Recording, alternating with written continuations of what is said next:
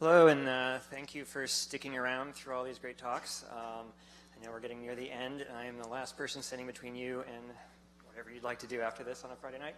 So let's get going. All right, so Bayesian Bandits for the impatient. These are online adaptive learning optimization methods. They allow you to earn while you learn. They are a powerful alternative method to A/B testing for doing optimization, and they can actually be fairly efficient and easy to implement if your problem fits into that domain. And with that, if you're interested more, you can look this stuff up and you're free to go. But if you want to see some more stuff, we can do that. So I'm actually excited, for those of you who stuck around, I see most of you have, to invite you to be co-founders with me in a new startup where we're going to bring diningware expertise to the VR experience land in an on-demand setting, right? Because you're too busy to go to Macy's and review place settings for your wedding. You just, you can't get to that, or like whatever you're gonna do for your child's 5th birthday party or your next funding round celebration. You don't have time. So you wanna be able to do this from the comfort of your own home. And so we're gonna do this. It's gonna be awesome. It's gonna be called Netforks.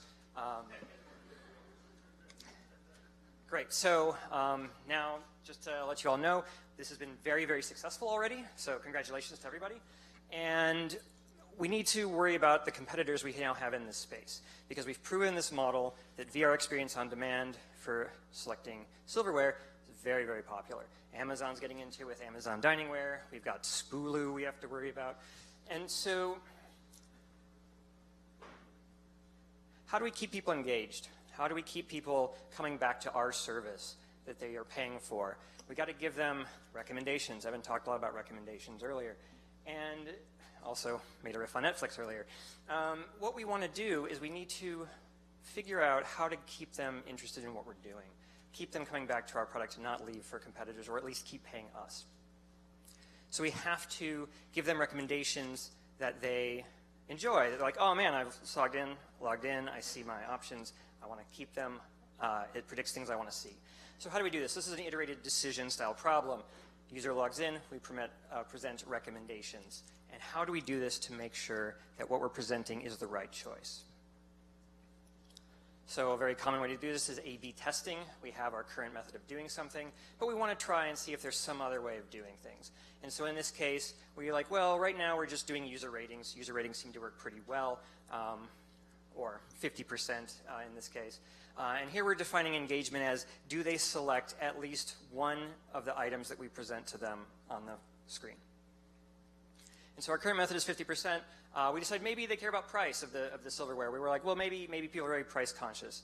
And so we devote, conservatively, we devote 20% of all recommendations to use price from the next 10,000 recommendations instead of ratings. And we run this experiment and we see how well we do on our conversion rate, on our engagement rate. And we see that price actually does pretty bad comparatively to ratings. And this may not come as no surprise. People who are using VR to purchase diningware sets probably don't care about price. Cool. So this is a common challenge, this idea of exploitation for exploration. We heard about reinforcement learning earlier. And in fact, this multi-arm bandit problem I'm going to talk about a little bit, this is a form of reinforcement learning you can think of, or reinforcement learning light. We'll get to this. And I've got some embedding issues with the slides. Cool. So basically the idea is, what do we do? How do we decide how to do this? Do we choose what seems best? Do we exploit our options? Because we can feel good about our decision, but there may be something better out there. Or we try something new. We discover a superior approach, we're really excited, or we would regret the choice we made. In the case of pricing, we found that if we did price recommendations, we did a lot worse than what we were doing before, and that we were unhappy about. So we can extend this beyond more things, because also just doing 2 options doesn't work out so well, because there could be lots of different things we want to try. So instead of just 2 ratings and price, maybe we're going to do association-based things like, oh, it turns out that I saw this piece of these forks that were used in the latest Marvel superhero movie. I really dig that. That's cool. That's how I want to make myself feel, so I'm going to buy that. Or design. We're going to throw some deep learning at it, because that's cool. Investors like deep learning, right? And so we're going to do image analysis on different patterns and then recommend them based off similarities in some metric latent space based off of images like fork to vec. And so we have our splits, we pre-compute them again. We're still conservative about what we're doing right now because we still feel okay about that. So we do, instead of 80-20, we do 70-10-10-10. And here we actually find that association design does better in about 70 or 60%. So it's like, oh, that's great. We feel pretty good about that. However, we need to think about this idea of regret. Like, what did that experiment actually cost us to run? So we tried different things, and we have to look at this idea of regret, which is the difference between the best reward we could receive at a given time and the reward we actually received at that time. So because we're measuring did they engage with the system or not based on our recommendations, we have a binary reward. A reward of 1 is they did, 0 they did not. And we can actually see then, based off of those experiments, how we did over time. And we can see if we just run this as a simulation, or as our successful company, rather, did. We see that first A/B test, we only did the 2 choices. We actually did worse. Because of that other choice was poor, our regret went up, because we actually had a number of choices where it was not as successful as it could have been. And then when we did the multiple choice, where we went to 4 options, we actually did a little bit better. Not great, but a little bit better. So our regret went down by, in this case, only about a fraction of a percentage, because we found a couple better options, but we didn't devote much time to suggesting those. So we have to consider this when we run A/B tests. Are we losing possible revenue? Are we losing engagement as we run these tests? And how important is it to us that we get those? So this leads then, can we do better than A/B tests? Are there something else we can do? And this leads to the multi-arm bandit problem. If you're not familiar with this, well, first, the name comes from the colloquial term for the slot machine, or the one-armed bandit. And the problem is effectively this. You have multiple decisions in front of you. In this case, which slot machine am I going to play next? I can only play one at a time, and I don't know how they're going to pay out. But I believe that if I'm able to do this choice many times in a row, I can figure out which machine is going to give me the best payout. And I do that by exploring the space and learning a model. Again, this is sort of why it's kind of seen as a reinforcement learning style problem. I have to explore and understand the system, and I'm getting feedback from the environment in the form of rewards.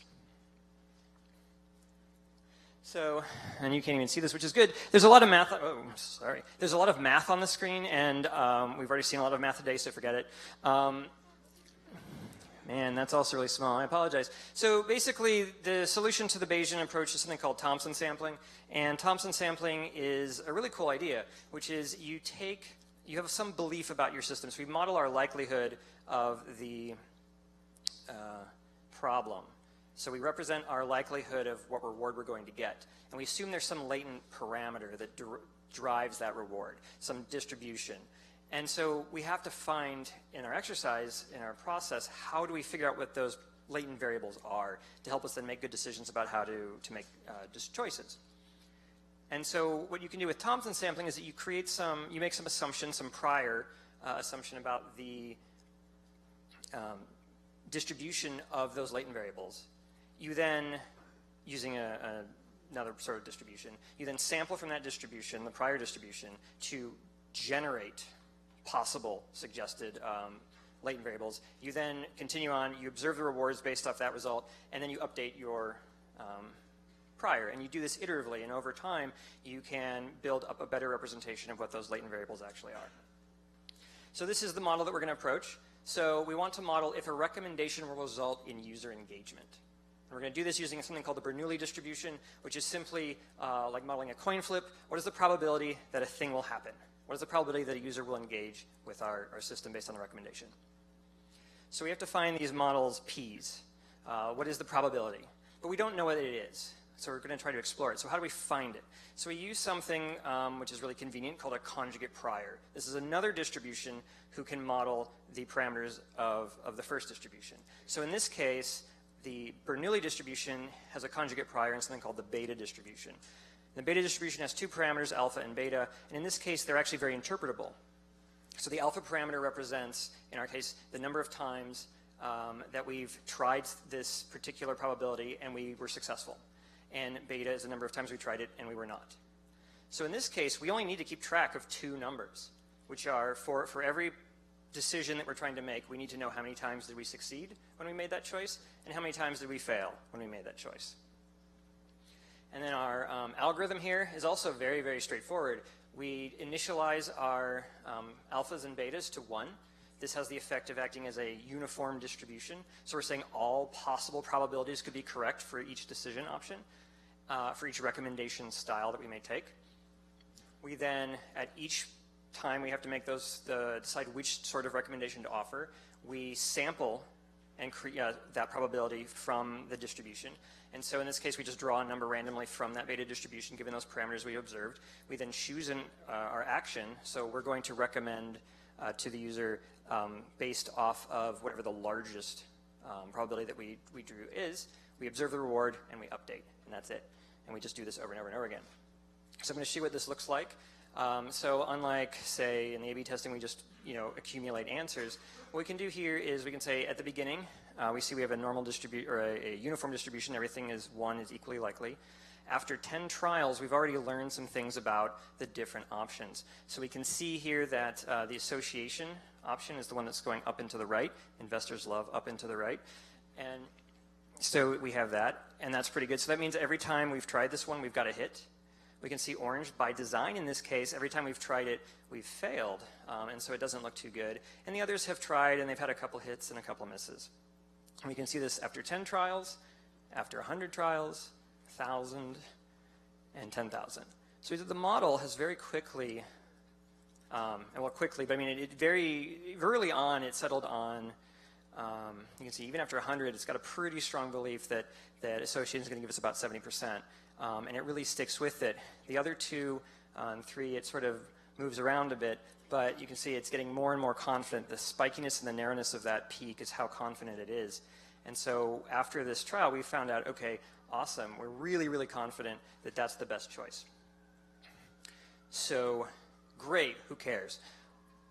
This is what happens, is that we can actually say, okay, if we go back to our regret point, we see that the Bandit test very quickly, because we don't have to set it in advance what it's going to do. We are allowing it to evolve and adapt and try different things as it goes. And because of that, we're not committing to saying only 20% gets the best choice if it happens to be. It is adaptively learning to pick the best thing. It's still exploring, it's still trying things randomly, but it is optimizing this regret minimization as it goes. And so you can see it actually very quickly gets to the best option, which would be, in this case, the 70% or the 30% loss.